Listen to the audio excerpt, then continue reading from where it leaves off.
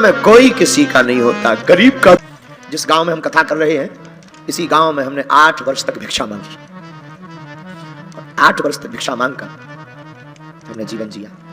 इसी गांव में लोग हमारे पास बहुत आते, कोई दिल्ली का आता, कोई बंबई का आता, कोई बाहर का आता, विदेश के आते। विदेश के लोग भी हमारे पास आते। वो कहते कहाँ आप यहाँ फंसे हो, दर्शन करने आया करो, चलो हमारे साथ, आपको हम आराम भी दिलाएंगे, आपकी व्यवस्था भी बनाएंगे, आपका हम बढ़िया मकान भी बना देंगे, आपका दरबार भी लगेगा, आप कहाँ फंसे हो, चलो हमारे पास। लेकिन हम उनको कह देते क्षमा करो, हम यहीं रहेंगे। अब उन्हें हम क्या बताएं कि जिस गाँव ने हमें खिला करके पढ़ा करके बड़ा किया, उस जन्मभूमि को हम कैसे छोड़ दें। जिस गांव में हमने भिक्षा मांगी हो, ये वही गांव है जहां की गलियों में हमने भीख मांगी, भिक्षा मांगी। ब्राह्मण का धर्म भिक्षा मांगना है। हमारे पिताजी तो कुछ करते नहीं थे, हमने थैला लेते थे, छोटे थे 8 साल के, थैला लिया, माताजी ने थैला दे दिया, पूरे गांव में जाते थे। गांव के लोग अमावस्या पूर्णमासी को आटा देते थे, उसी आटा से घर में जाकर के रोटी बनती थी। कई बार बरसात में वो भी नहीं नसीब होती थी। हमें अपना याद है, हम पढ़ते थे यहीं गाँव में, 8वीं तक हमने यहाँ पढ़ाई की। एक पजामा रहता था, एक पजामा, और एक पजामा को हम जो है 3-4 दिन में, जब वो ज्यादा उसमें दाग लग जाएं, ज्यादा धब्बे पड़ जाएं, अब तो हनुमान जी लीला कर देते हैं, कपड़ा पहनने को मिल रहा है, उसी पजामा को रात को धोल करके सूखने डाल देते और सुबह उसी को पहन करके स्कूल जाते।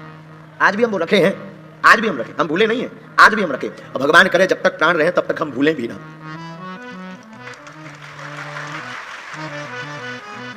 लेकिन हमने जितना दुख सहा है, हम नहीं चाहते दुनिया का कोई भाई अपनी बहन के विवाह में दुख सके।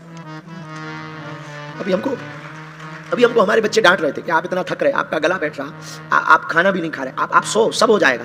उनको कौन बताए कि तुम तो ठीक हो। जिस बेटी की शादी होनी है, वो 152-53 बेटियां हम पर भरोसा करके आ रही हैं कि बागेश्वर धाम में शादी होनी है। अगर उनके अभावगत में कुछ कमी हो जाएगी तो हम अपने आप को क्या जवाब देंगे।